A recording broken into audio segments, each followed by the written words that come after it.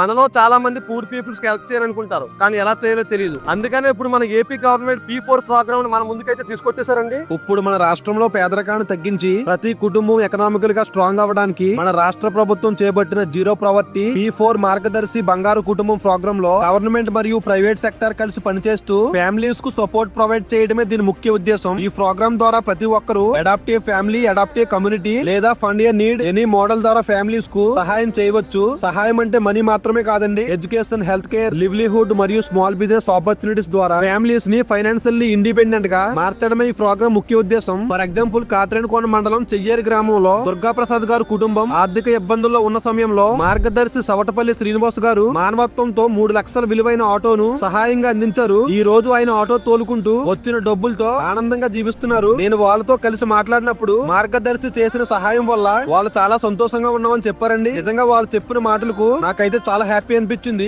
ఈ ప్రోగ్రామ్ ద్వారా ఉన్న వాళ్ళు లేని వాళ్ళకు ఎంతో కొంత సాయం చేస్తే మన రాష్ట్రంలో పేదరికం అనేది ఉండదనిపించింది. సో మనలో కూడా ఎవరైనా సాయం చేసే స్థాయి ఉన్న వారికి ఇప్పుడే ఈ వీడియోని షేర్ చేయండి. ఇంకా ఈ ప్రోగ్రామ్ కోసం డీటెయిల్స్ అయితే కింద డిస్క్రిప్షన్ లో ఇస్తున్నాను. అందులో ఈ ప్రోగ్రామ్ ఏంటి, ఎన్ని లక్షల పేద కుటుంబాలను దత్తత తీసుకున్నారు, ఏ విధంగా సాయం చేశారో అన్ని వివరాలు అందులో ఉంటాయి చూడండి. జీరో ప్రావర్టీ P4 మార్గదర్శి బంగారు కుటుంబం ప్రోగ్రామ్ లో మీరు కూడా ఒక మంచి మార్గదర్శకండి.